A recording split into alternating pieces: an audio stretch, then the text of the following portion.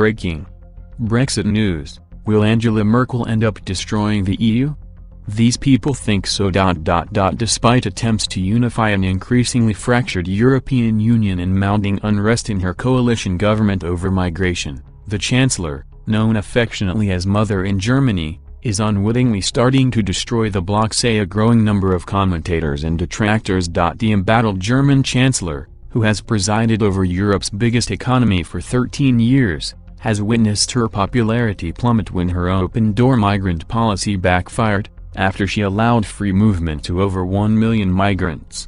The policy has triggered mounting pressure from other EU nations, with Italy, Hungary, Austria and infighting within her own coalition government, all slamming her for her views.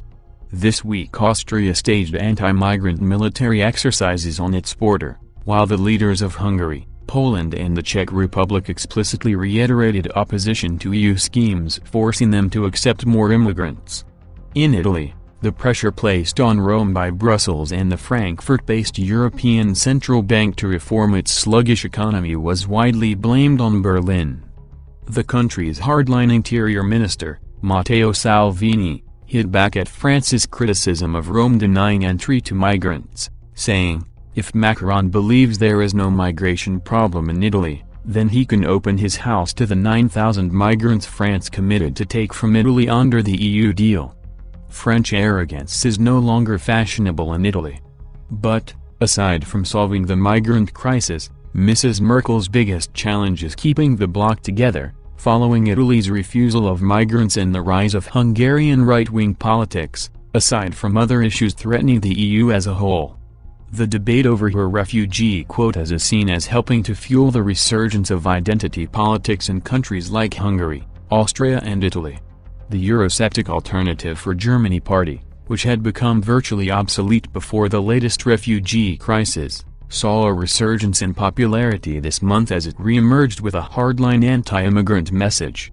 Now, the fractures in Merkel's leadership and coalition, formed between her Berlin-based Christian Democratic Union, CDU, party and Horst Seehofer's right-wing Christian Social Union, CSU, in Bavaria, are becoming more apparent every day. Mr. Seehofer threatened to defy Merkel's migration policy and order officials to reject asylum seekers at the German border if they have been registered in other EU states. Merkel's allies are controversially asking if the Chancellor, nicknamed Muddy Mama, is tearing Europe apart instead of her erstwhile intentions of saving the bloc. Following a preliminary European summit on these fractures were highlighted by ARD network broadcaster Malte Pieper, who said in a commentary, "Dear Angela Merkel, after nearly 13 years as Chancellor, the only thing Europe has left for you is animosity.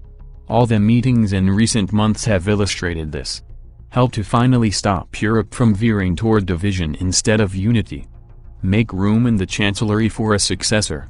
On Saturday, former Greek Finance Minister Yanis Varoufakis branded the European Council migration agreement a complete failure before accusing Angela Merkel of consistently lying to Germans. The leading critic of the EU ripped into the much-lauded agreement struck at the European Council summit in Brussels yesterday.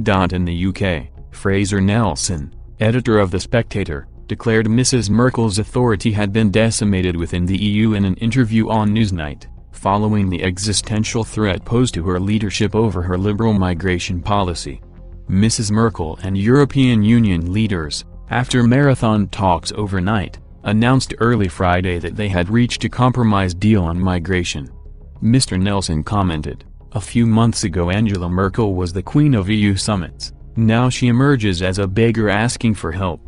Merkel's authority is collapsing in Germany as well." The summit was about trying to make sure that she could survive another few weeks at home.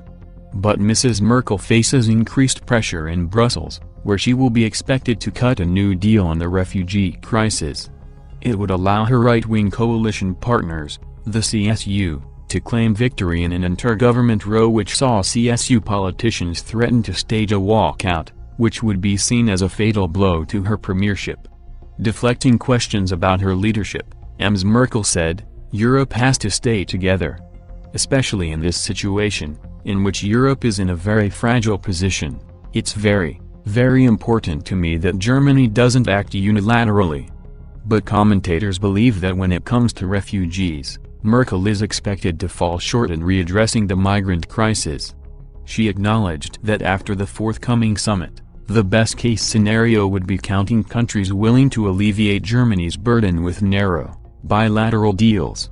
CDU members believe Mrs. Merkel would be obliged to fire Mr. Seehofer if he did defy her policy, which could lead to the breakup of then-coalition and force Merkel into a minority government. But even if the Chancellor wins the battle in Brussels, the war over her refugee policies, and her political future, is certain to rage on.